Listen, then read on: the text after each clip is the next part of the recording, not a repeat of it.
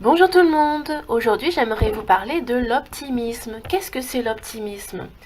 Sachant qu'à l'heure actuelle, vu le flux ininterrompu d'informations très négatives à la télévision et dans les médias officiels, quand on est optimiste, on passe presque pour un écervelé, alors que ce n'est pas du tout le cas. C'est peut-être qu'on est plus organisé, qu'on met plus en valeur les personnes positives dans notre vie et qu'on essaie d'agir.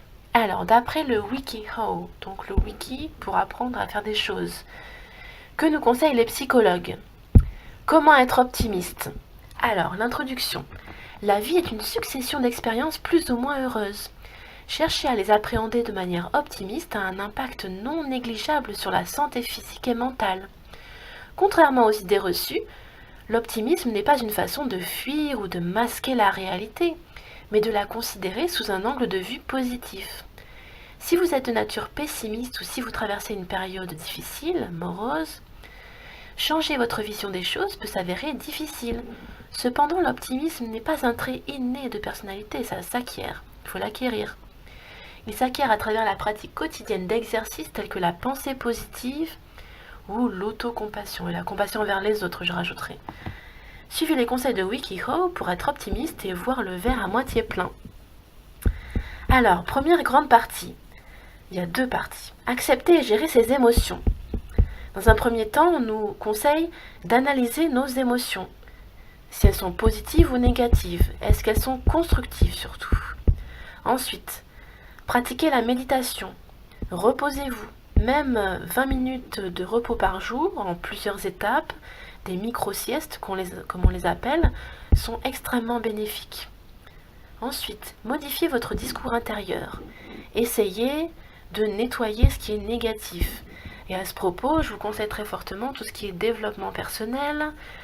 Dans les librairies, il y a toujours un endroit, un rayon zénitude. Et si vous demandez aux vendeurs, en principe, vous conseilleront très très bien. Ensuite, adoptez la pensée positive. En quelques points, la pensée positive augmenterait l'espérance de vie de 7 à 8 ans, d'après les analyses officielles. De manière générale, elle améliore votre santé physique et mentale. La pensée positive diminue les risques cardiovasculaires. Elle réduit le risque de dépression, de burn-out, dont je parlerai dans une prochaine vidéo, le burn-out, et peut également aider à s'en guérir dans certains cas. La pensée positive permettrait également de renforcer le système immunitaire. Une personne optimiste est moins sujette à l'anxiété, à l'angoisse et à la panique. Positiver aide à mieux gérer les situations compliquées ou stressantes de la vie. Ensuite, soyez réaliste, petit 5. Être optimiste ne signifie pas faire abstraction de la notion de risque ou de danger. Ensuite, imprégnez-vous d'affirmations positives. Lire et écrire des phrases positives sur un petit carnet, un calepin, peut vous redonner de la motivation et de la détermination pour atteindre votre objectif. Ne vous comparez pas trop aux autres parce qu'il peut y avoir de la jalousie, de l'envie. Comme je disais dans la vidéo sur le bonheur il n'est pas standard, il n'est pas universel pour tout le monde. Le bonheur, c'est la capacité à optimiser la situation. Petit 8. Agissez pour améliorer certains aspects de votre vie. Soyez l'artisan de votre vie. Permettez-vous de sourire. Souriez autant que possible, nous dit WikiHow. Deuxième grande partie. Exprimer son optimisme. Alors, prenez conscience de l'environnement qui vous entoure. Agissez pour tenter de changer les choses en bien. Petit 2. Imaginez votre vie sans les aspects négatifs. Petit 3. Apprenez à positiver. Donc le fait de positiver contribue à lutter contre le stress et la déprime. Et positiver améliore la vie sociale et professionnelle, les relations, les interactions entre les gens. Permettez-vous de rire et permettez-vous d'écouter et de partager de l'humour.